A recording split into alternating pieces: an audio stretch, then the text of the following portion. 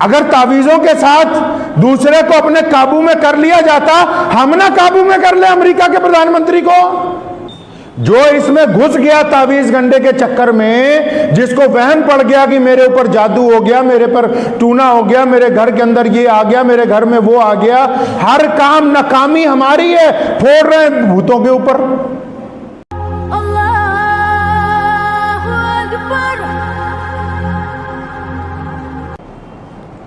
कुरान पाक का नजूल तावीज लिखने के लिए तो नहीं किया गया। अल्लामा नबवी रहमतुल्लाह अलैह फरमाते हैं कि गर्चे अगर जायज भी हो तावीज पहनना लिखना, फरमाते हैं अव्वलीन ईमान का दर्जा ये है कि बंदा उसको अपने गले में किसी कीमत पर ना लटकाए और मुकम्मल तवक्कल अल्लाह की जात के ऊपर तवज्जो कर दे अपनी। कैसे नफरत का कारोबार चल रहा है जी? लोगों के दिल कमजोर हैं हमारे मुल्क में। मैं आपको अपना एक छोटा सा वाकया सुनाता हूं। हम लोग कहीं गए, हमारे एक दोस्त हैं, उनकी नई कोठी बनी थी, उसका इफ्तिताह था, दावत रखी थी उन्होंने। अब उस कोठी में जब दावत वावत से फारिग होके बाहर निकले तो मैं और मुस्तकीम भाई इकट्ठे ही थे। तो सामने वाली जो कोठी वाले थे उनको पता लगा कि शाह इमाम साहब के बेटे आए हुए हैं और इस कोठी में आज दावत इफ्तिताह है। तो वो जो गैर मुस्लिम थे, मियाँ बीवी, वो उसके पास आए कि हज़रत को बोलें कि 2 मिनट के लिए हमारे घर भी आ जाएं। अब चलिए जी, पड़ोसी हैं, उनके घर भी चले गए। माशाल्लाह बड़ा खूबसूरत घर बना हुआ था। अब बैठे, हमने उन्हें कहा कुछ खाएंगे पिएंगे नहीं, उन्होंने कहा फिर भी आप थोड़ा सा जूस ले लें। तो आप यकीन माने कि हम उनकी बैठक में बैठे और बहुत मालदार लोग, बैठक बड़ी खूबसूरत बनी हुई थी जिसको ड्राइंग रूम बोलते हैं आप। अब उसकी जो सीलिंग थी बड़ी प्यारी अच्छी लगी मुझे, तो मैं बड़े ध्यान से उसे देखने लगा कि खूबसूरत चीज़ है और ये कैसे बनाई गई। मेरा अंदाज़ा था भी इनसे मालूम करूं भी क्या लगाया है इसमें, भी इतनी खूबसूरत है, इसका डिज़ाइन बहुत अच्छा है। मैं अभी 2 मिनट उसको देखा तो उनके घर की जो बड़ी खातून थी वो सामने आके हाथ जोड़ के खड़ी हो गई कि आप सच सच बताओ मियाँ जी क्या नज़र आ गया है, बताओ, हमारे घर में तो साया ही बड़ा ज़बरदस्त है। अब जो वहमी लोग होते हैं ना, जब वो ये हरकत शुरू करते हैं यहीं से कारोबार शुरू हो जाता है। अब ये जो डुप्लीकेट शिकारी है जिसने कपड़े जो है पहन रखे सूफियों वाले, कहने लगा हाँ जी नजर आया तोड़े घर से तो साया ही बड़ा भारा है। आप अंदाजा लगाएं 21वीं सदी में जी रहे हैं। ये पता है कि मोबाइल बिना सिम डाले हुए नेटवर्क नहीं पकड़ेगा, फिर भी घोड़े की नाल और हंडिया अपने घर के बाहर लटका रखी है कि ये आफतें रोक देंगी। ऐसी कोई भी चीज किसी के ऊपर आने वाली आफत को नहीं रोक सकती। अगर तावीज़ों के साथ दूसरे को अपने काबू में कर लिया जाता, हम ना काबू में कर ले अमेरिका के प्रधानमंत्री को, हैं जी? बैतुल्लाह में रोजाना दुआ होती है पूरे फलस्तीन के लिए, और फिर क्या करते हैं? जो आता है तावीज़ लेने, नफरत कैसे फैला देते हैं कि अच्छा तुम्हारे घर में ए के साथ किस किस का नाम पड़ता है। उसने कहा जी मेरे फलां चाचे का लड़का, उसका नाम ए से एहसान है जी, फलां है जी, उसका नाम अनिल है जी, फलां है जी, उसका नाम ये है जी, अच्छा ठीक है। एच से कितने लोगों का नाम है? उसका जी फलां का नाम है, ठीक है, अच्छा तो फलां। तो उनको अपने 500 रुपये खरे करने के लिए हम बता देते हैं कि फलां जो लफ्ज़ का आदमी है वो बंदा तुम्हारे ऊपर कुछ करवा रहा है। अब अंदाजा लगाएं कि 500 रुपये कमाने के लिए इन 2 बंदों के दिलों के अंदर नफरत पैदा कर दी। 2 बंदों के दिलों में नफरत पैदा कर दी। वो फिर आता है दोबारा के जी बार बार। आपको पता है ये जो छिपकलियां दीवारों पर फिरती हैं, अगर आप कभी जाएंगे जानवरों के डॉक्टर के पास तो ये जब छिपकली प्रेग्नेंट होती है तो ये खून की पिचकारियां मारती है। अब जितनों के कपड़ों पे खून के छिट्टे पड़ गए, वो सुबह ही किसी बाबे के पास पहुंच जाता है, बाबा जी छिट्टे पड़े हुए हैं कि हाँ तेरे घर का तो हालात खराब है भाई, तू टाइम ते ही आ गया, नहीं तो काम निपटन वाला ही सी तेरा बस। घर में आप कोई गोश्त लेके आए, लिफाफा लाए सालन, अब ला के कुर्सी पे रख दिया, टेबल पे रख दिया, अब वो खून वहाँ लग गया, वह उठा के किचन में चला गया, किसी का रुपट्टा वहाँ पर रखा गया, किसी के कपड़े रखे गए, अब उस पर लग गए हैं जी दाग खून के, जी मामला ख़राब हो गया, अब इस घर की तबाही तैयार है जी। बस कई तो ऐसे मिलेंगे आपको कहेंगे बस आज तू टाइम ते आ गया, अगर 1 घंटा और लेट हो जाता काम तो मुक गया सीगा जी। बस अच्छे अच्छे लोग बाबे बने हुए हैं जो बेले हैं, जो कहते हैं उनको पता काम ही यही है, इसके अलावा अच्छा काम ही कोई नहीं। और आपको एक तजर्बे की मैं बात बताता हूं, आप कभी देखिएगा इसको जाके, वो भी सुने जो इसका कारोबार करते हैं, जो लोग इस तरीके के साथ दौलत कमाते हैं, और जो बेवकूफ बन रहा है वो तो अलग बन ही रहा है, वो सारी जिंदगी इस झगड़े में से निकलेगा नहीं। जो इसमें घुस गया तावीज गंडे के चक्कर में, जिसको वहम पड़ गया कि मेरे ऊपर जादू हो गया, मेरे पर टूना हो गया, मेरे घर के अंदर ये आ गया, मेरे घर में वो आ गया, हर काम नाकामी हमारी है, फोड़ रहे हैं भूतों के ऊपर। ये तो वो काम हो गया जिस तरह बैंक में डकैती पड़ती है तो दूसरे दिन अखबार में आता है 50 करोड़ चोरी हो गए, तो चोर भी देखते हैं कि भाई निकले तो 2 थे, ये 48 लगता है, बाकी महकमे वालों ने बना लिया कि अब ये खा जाएंगे। वही काम आप अंदाजा लगाएं, अगर इस काम के अंदर जो पड़ गया बंदा ना, जिसको इस बात का वहम हो गया कि मैं तवीज लेने हैं, उसने जगह जगह जाना ही, और फिर उसकी जिंदगी, और जो गुमराही में पड़ गया अल्लाह नहीं चाहते उसे निकालना, वो खुद नहीं ना बदलना चाहता अपने आप को। और मुसलमानों ने, कईयों ने तो ठेका ले लिया है। याद रखें वो मुसलमान जो ऐसे इलाकों में रहते हैं कि जहां मुसलमानों की तादाद कम है, अगर वो रेडी चला रहे हैं, अगर रिक्शा चला रहे हैं और इधर उधर जा रहे हैं, और कोई उनको कहता कि जनाब कुछ कर दो, कुछ दम कर दो, ये कर दो, और इस कारोबार के अंदर लग गए, पैसे कमा रहे, आने वाली नस्लें मुतासिर हो जाएंगी तुम्हारी।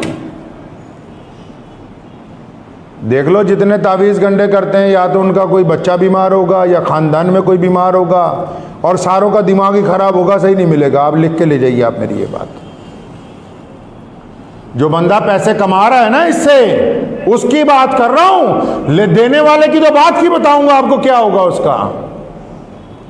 अगर मैं ये धंधा पकड़ लूं, अभी मैं ऐलान करूं शाही इमाम साहब तावीज़ देंगे सुबह से, आप यकीन माने 200 आदमी रोज आ जाएंगे, ऐसे भी रोज 20 वापस करने पड़ते हैं यहां से।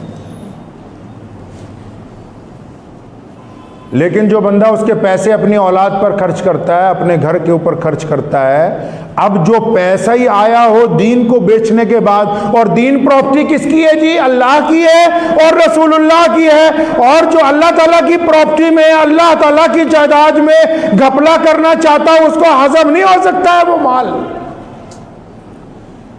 ये माल नहीं हजम होने वाला, ये निकलना ही निकलना है हर हालत के अंदर।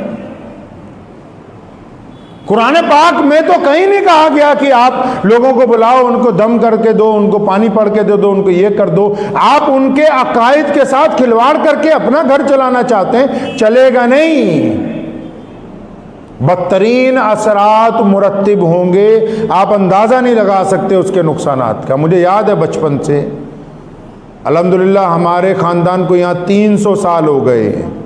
मेरे जद्दे अमजद हज़रत मौलाना शाह अब्दुल कादिर साहब लुधियानवी रहमतुल्लाह अलैह, और फिर उनके साहबजादे हज़रत मौलाना शाह मोहम्मद साहब लुधियानवी रहमतुल्लाह अलैह, फिर उनके साहबजादे हज़रत मौलाना मुफ्ती मोहम्मद ज़करिया साहब रहमतुल्लाह अलैह, फिर उनके साहबजादे रईसुल अहरार हज़रत मौलाना हबीबुर रहमान लुधियानवी रहमतुल्लाह अलैह, फिर उनके साहबजादे मेरे दादा मुफ्ती आज़म मौलाना मोहम्मद अहमद रहमानी रहमतुल्लाह अलैह, और मेरे वालिद मोहतरम हज़रत मौलाना हबीबुर रहमान साहब सानी मद्दज़िल्लु अलैह, आज तक किसी को तावीज़ दिया ही नहीं। और मस्जिद में बैठ के आप यही भूल गए कि करना क्या है, यहां आपको बिठाया क्यों है। और लोग भी तो ऐसे ही है ना, पेट्रोल पंप पे जाके कहते हैं कि जनाब 1 किलो चावल दे दो, मिल जाएंगे। कपड़े की दुकान पर जाओ और मिट्टी का तेल मांगो, मिल जाएगा।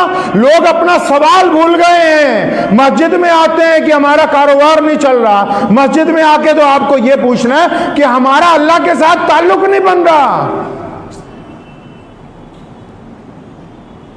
मस्जिद में आ रहे हो कि जी फलां घर में काम खराब हो गया, फलां घर में, मस्जिद में गए तो आके आपको इमाम को ये पूछना है कि हमारा और अल्लाह का ताल्लुक नहीं बन रहा। हम नमाज पढ़ते हैं, हमारा दिल नहीं लगता, हम नमाज पढ़ते हैं, हमारा जहन कहीं और होता है, हमारा किरदार अच्छा नहीं हो रहा, जो अल्लाह ताला से गुफ्तगू हो जाए। आपने सवाल ही बदल दिया, और जब सवाल बदला जवाब देने वाला भी ईमानदारी से भटक गया। वो कहता ठीक है, तुझे ऐसा सवाल लेके आया है, 500 रुपये रख गले के अंदर, तुझे अभी जवाब बढ़िया सा बना के दे रहे हैं। मुझे याद है मैं छोटा था, अब्बू जान के पास बैठा हुआ था, यहाँ तो एक साहब आए सुबह सुबह, 500 रुपया मुसाफे की था, हजरत जी अब्बा का इंतकाल हो गया, दुआ करवा दें। तो अब्बू जान ने 500 रुपये उसे वापस पकड़ाए, फरमाया बेटा दुआ नहीं बिकती है। ये जो हमने नफरत फैलाने का तरीका ईजाद किया है ना, सिर्फ मुसलमानों में नहीं है, ये जितने मजहब हैं उनके अंदर जो ढोंगी लोग हैं। किसी ने कहा ना, नीम हकीम खतरा है जान, नीम मुल्ला खतरा ईमान। मैं अकाल तख्त के जत्थेदार साहब से मिला तो मैंने उनको एक दिन ये बात कही, मैंने कहा इसके ऊपर काम करने की जरूरत है तमाम मजहबों के बड़े लोगों को, कि जो लोग इबादत गाहों के अंदर बैठे, क्या उनकी तालीम बहुत बेहतरीन है, और तालीम के साथ क्या उनका किरदार बहुत अच्छा है, क्या जैसा उनका दिल है वैसी उनकी जुबान है, क्या जैसा उनका पहनावा वैसा ही उनका दिल है, तब तो वो इंसानों के लिए अच्छे हैं। लेकिन अगर नीम हकीम लोगों के लिए खतरा है तो इसी तरह नीम मुल्ला भी लोगों के लिए खतरा है, अब चाहे वो किसी भी मजहब के साथ ताल्लुक रखता हो।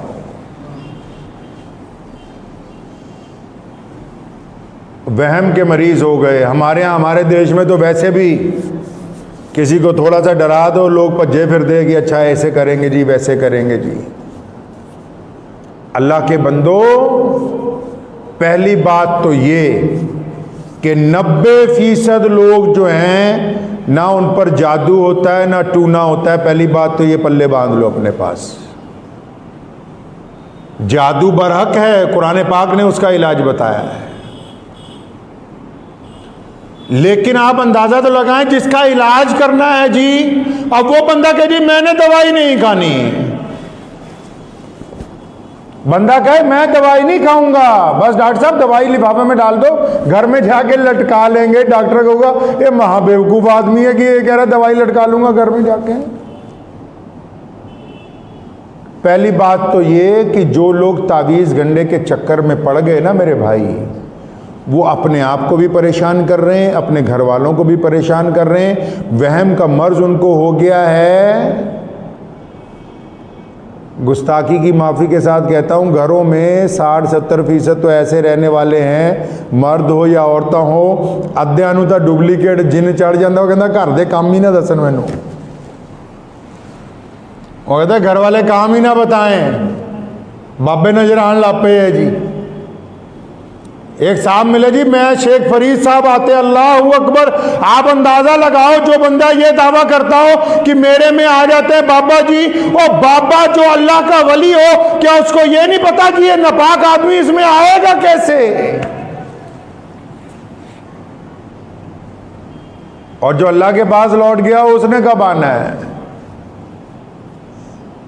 कुरान पाक में जिक्र है जादू का, और इलाज भी कुरान पाक में रसूलुल्लाह सल्लल्लाहु अलैहि वसल्लम ने हमें बता दिया। अब ये सुन लो बात, बिल्कुल वही मैं बार बार कह रहा हूं कि दवाई खुद खानी होगी।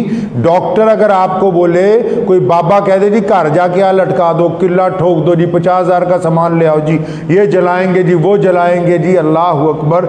सबसे पहले लिखा है मुहद्दिसीन ने कि अपने दिल को पहले पाक करना होगा कि नफ़े और नुकसान का मालिक कौन है? अल्लाह है। और फिर सही बुखारी की हदीस है, प्यारे रसूल सल्लल्लाहु अलैहि वसल्लम ने फरमाया कि जिस घर में सूरे बकरा पढ़ी जाती हो, जिस घर में सूरे बकरा पढ़ी जाती हो, उस घर में कोई जादू का असर नहीं हो सकता। हुण कई कहते सूरे बकरा ना पढ़नी पड़े, खुद अपनी जुबान से ना कुरान पढ़ना पड़े, दे दो लटका लो, तो फिर लटकाने से होने को वाला कुछ नहीं है। डॉक्टरों के पास जाना छोड़ देना, घर में ही रहा करें। बच्चों को बोले दवाई लेके बाहर दरख्त पे लटका दो भाई।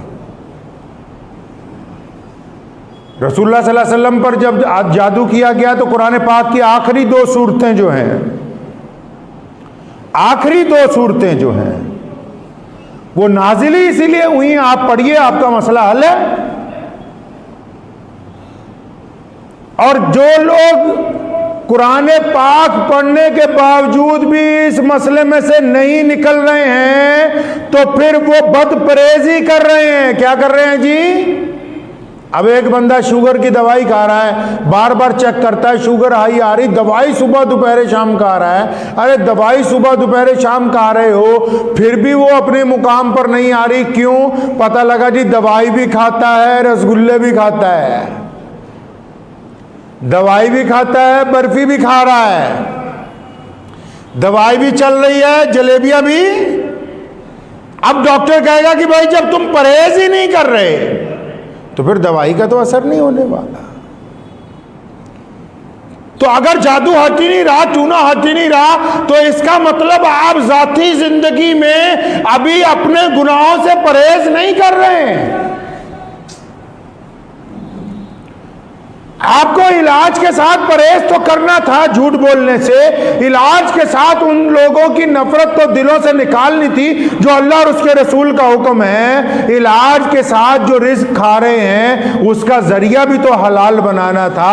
अब हराम कमाई के साथ हलाल काम करने चले हैं तो कीचड़ के साथ अगर कीचड़ को धोएंगे तो सारी जिंदगी चेहरे से कोई भी सफाई होने वाली नहीं है।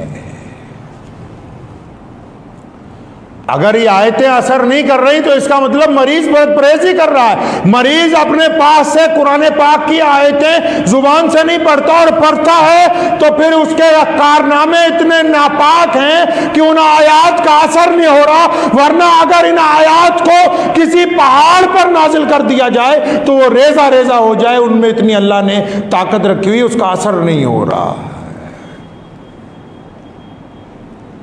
अब कई गैर मुस्लिम दोस्त पूछते हैं कि जी हम तो कुरान शरीफ पढ़ते नहीं, हमें पढ़ना नहीं आता, हम जादू टूने के अंदर फंस गए हैं।